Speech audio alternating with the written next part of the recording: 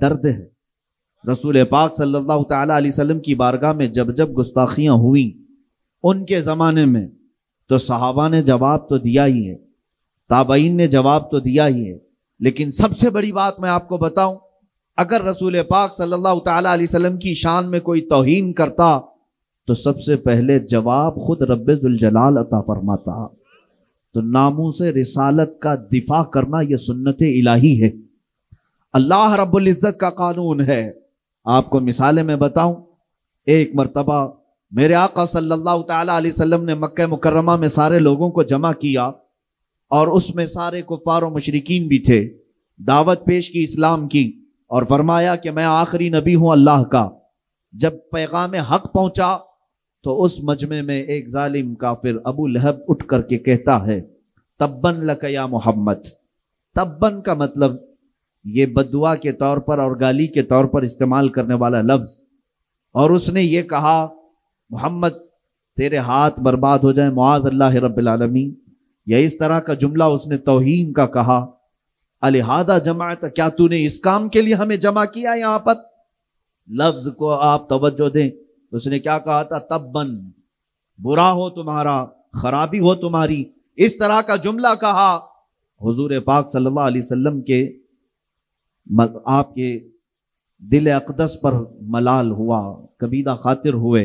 میرے عزیزو، یہ پہلی مرتبہ کسی نے حضور کی شان میں توہین کی تھی، 40 سالہ زندگی میں کبھی کسی نے انگلی تک نہیں اٹھائی، لیکن حق بات کا اعلان جس وقت میرے آقا نے فرمایا، سب سے پہلے آپ کو ابو لہب ظالم نے گالی دی یا برا کہا، حضور اکرم صلی اللہ تعالی علیہ وسلم تشریف لائے، لیکن میرے عزیزو جانتے ہیں حضور اکرم صلی اللہ علیہ وسلم کا دل غمگین ہو تو سارے لوگوں کے ذریعے سے نہیں بلکہ رحمان خود آیت اتارتا ہے، اور قرآن میں ارشاد فرماتا ہے تبت یدا ابی لہب وتب ما اغنا عنہ مالہ وما کسب۔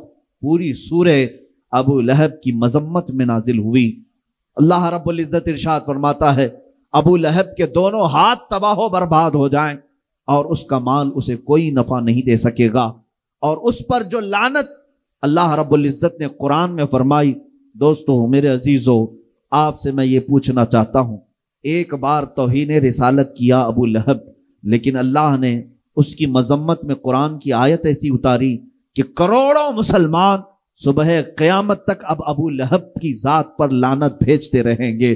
قرآن پاک کے ذریعے سے اللہ تعالیٰ نے ناموس رسالت کا دفاع فرمایا ہے۔ میرے آقا کی عزت کی جب بات آئے قرآن کی آیت اترتی ہے۔ آپ کو میں بتاؤں، ایک مرتبہ ایسا ہوا کہ رب ذوالجلال کی طرف سے جو آیتیں اترتی تھی، کبھی دن میں 2 مرتبہ، کبھی 3 مرتبہ جبرائیل آتے تھے آیتیں لے کر، کبھی روز ایک آیت لے کر آتے، کبھی کچھ آیتیں لے کر۔ ایک موقع ایسا آیا کہ تقریباً 15 دن تک کوئی وحی نہیں اتری، کوئی آیت نہیں آئی، اور یہ بات مکہ میں مشہور ہو گئی کہ حضور پاک صلی اللہ تعالیٰ علیہ وسلم پر جو وحی اترتی ہے، قرآن کی آیتیں آتی ہیں، وہ جبرائیل لے کر نہیں آ رہے ہیں۔ اب مذاق اڑانے والوں کا ایک ٹولہ جمع ہوا، مشرکین کفار کا ایک ٹولہ، یہ بکواس کرنا شروع کیا، ودع رب محمد محمدا، ودع رب محمد محمدا، جس کا مطلب یہ ہوتا ہے محمد کے رب نے محمد کو اب چھوڑ دیا ہے، محمد کے رب نے اب محمد کو چھوڑ دیا۔ یہ جب باتیں گردش کرنے لگی، میرے آقا صلی اللہ تعالی علیہ وسلم کی سماعت سے بھی یہ باتیں ٹکرائی۔ لوگوں نے کہا کفار و مشرکین کا ایک ٹولہ یوں کہہ رہا ہے آپ کا رب آپ کو چھوڑ دیا، اب آیتیں نہیں آتی ہیں، اب وہی نہیں اترتی ہے۔ رسول پاک صلی اللہ تعالی علیہ وسلم کیا غمگین ہی ہوئے تھے، ابھی اپنی آنکھیں نیچے ہی کیے تھے کہ جبرائیل پوری سورہ لے کر نازل ہوئے، اور آیتیں کیا تھی سنو میرے عزیزو، والضحیٰ واللیل اذا سجا ما ودعک ربک وما قلا وللآخرۃ خیر لک من الاولی۔ آیتیں آپ کو پوری پڑھنے سے پہلے میں مختصر یہ بتا دوں، اب رب تبارک و تعالی حضور کی تعریف میں پوری سورت نازل کرتا ہے۔ ارشاد فرمایا جاتا ہے آپ کے چہرے والضحیٰ کی قسم، آپ کے چمکنے والے چہرے کی قسم، آپ کی چمکتی ہوئی کالی زلفوں کی قسم، ما ودعک ربک وما قلا، آپ کے رب نے نہ آپ کو چھوڑا ہے اور نہ کچھ کم کیا ہے، وللآخرۃ خیر لک من الاولی، اے محبوب آپ کی ہر آنے والی گھڑی پچھلی گھڑی سے کئی درجے بہتر ہے۔ پوری سورہ اللہ نے نازل فرمائی۔ مشرکین نے جب بھی بھونکنا شروع کیا میرے آقا کی شان میں دفاع کے لیے آیتیں نازل ہوئی ہیں، رب ذوالجلال کی طرف سے بات آئی ہے۔ میرے عزیزو یہی تو شان مصطفیٰ ہے، ہم اور آپ کیا دفاع کر سکتے ہیں؟ قرآن میں خود رب ذوالجلال نے میرے نبی کی عزت کا دفاع کیا ہے۔ اور آگے میں آپ کو بتاؤں، اتنی نہیں کئی آیتیں آپ کو بتاؤں۔ حضور پاک صلی اللہ تعالیٰ علیہ وسلم کی بارگاہ میں لوگ جب سوال کرنے آتے اور ایسے ایسے سوال کرتے کہ حضور اکرم صلی اللہ تعالیٰ علیہ وسلم کو اس طرح کے سوالات کیے جاتے جو عام انسان کے لیے نہ ہوں، اور معاذ اللہ رب العالمین خدائی کے درجے پر پہنچانے کی باتیں کی جاتی، تب اللہ تبارک و تعالیٰ نے حضور صلی اللہ تعالیٰ علیہ وسلم سے ارشاد فرمایا قل انما انا بشر مثلکم، اے محبوب ان سے کہہ دینا میں تمہاری طرح بشر ہوں، مگر یہ کہ مجھے اللہ کی طرف سے وحی آتی ہے۔ عزیزان گرامی وقار، اب بات یہاں بھی آتی ہے، حضور پاک صلی اللہ تعالیٰ علیہ وسلم کی اولاد امجاد، ہر مسلمان کو یہ بات معلوم ہونی چاہیے میرے آقا کی اولاد کتنی تھی، ان کی ازواج مطہرات کتنی تھی، حضور نے کتنی شادیاں فرمائی، صحابہ کی تعداد کیا تھی، عشرہ مبشرہ کتنے تھے، کون تھے، یہ سب باتیں ہر مسلمان کو معلوم ہو، اس لیے کہ وہ اگر اپنے نبی کی سیرت نہیں جانتا تو پھر کس کی سیرت جانے گا؟ کون ہے جو تمہارا آئیڈیل ہے، کون ہے تمہارا نمونہ عمل؟ میرے آقا صلی اللہ تعالیٰ علیہ وسلم کے 3 بیٹے ہوئے اور 4 بیٹیاں ہوئی۔ بیٹوں میں تینوں بیٹے ابتدائی زندگی میں انتقال فرما گئے، یہاں تک کہ 6 مہینے سے زیادہ کوئی بھی بیٹے آپ کے باحیات نہ رہے۔ حضرت عبداللہ، حضرت قاسم، حضرت ابراہیم، اخیر میں حضرت ابراہیم کا انتقال ہوا جب ان کی عمر 6 مہینے سے بھی کم کی تھی۔ اب میرے آقا صلی اللہ علیہ وسلم کے بیٹوں میں کوئی باحیات نہ رہے، بیٹیاں زندہ رہیں، حضرت زینب، حضرت رقیہ، حضرت ام کلثوم اور سیدہ کائنات سیدہ فاطمہ الزہرا رضوان اللہ علیہن اجمعین، یہ چاروں بیٹیاں باحیات تھیں۔ اب سنیے، جب حضور کے 3 بیٹوں کا انتقال ہوا، جاہلانہ رسم و رواج اگر ہمارے ہاں پنپ رہی ہے تو وہ بھی سمجھ لیں۔ بعض لوگ یہ سمجھتے ہیں کہ بیٹا نہ ہو تو نسل کیسے چلے گی، بیٹا نہ ہو تو وراثت کیسے تقسیم ہوگی، وارث کون بنے گا؟ یہ جہالت کی باتیں چھوڑ دو، یہی مکہ کے کافروں نے باتیں بنائی۔ اور سب سے بڑی بات، ابو لہب نے آ کر کے یہ کہا کہ محمد اقطع ہے، ابتر ہے۔ ابتر کا مطلب ہوا جس کی نسل کٹ گئی، جس کی نسل ختم ہو گئی، ابتر لفظ، اقطع لفظ۔ اس نے کہا حضور اکرم صلی اللہ تعالیٰ علیہ وسلم کو برا بھلا کہنے کے لیے، توہین رسالت کے لیے یہ جملہ استعمال کیا کہ آپ بیٹے تو سب ختم ہو گئے، اب کوئی بیٹا نہیں، نسل کہاں سے چلے گی، نسل کٹ گئی ہے۔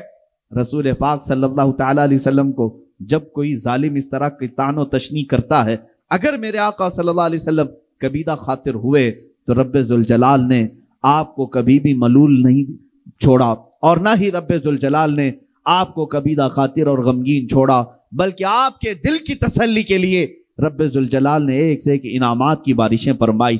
اللہ تعالیٰ نے فوراً پوری سورہ اتاری۔ اے محبوب صلی اللہ تعالیٰ علیہ وسلم، یہ ظالم آپ کو کہہ رہے ہیں نسل کٹی ہے، آپ اقطع ہیں، ابتر ہیں۔ اللہ تعالیٰ نے فرمایا انا اعطیناک الکوثر فصل لربک وانحر ان شانئک هو الابتر۔ اے محبوب، ہم نے تو آپ کو کوثر عطا کیا ہے، ہم نے آپ کو کوثر عطا کیا ہے، آپ اپنے رب کی عبادت کریں، قربانی کریں۔ آپ کی نسل کٹی نہیں، آپ کے دشمن کی نسل کٹی ہوئی ہے، یہ رب ذوالجلال کی طرف سے اعلان ہوا۔ ان شانئک، اے محبوب بے شک آپ کا دشمن کٹی ہوئی نسل کا ہے۔ پتہ یہ چلا گستاخان رسول کے خلاف جواب دینا اور انہیں بات کرنا یہ سنت الہیہ ہے، یہ رب ذوالجلال کا قانون ہے۔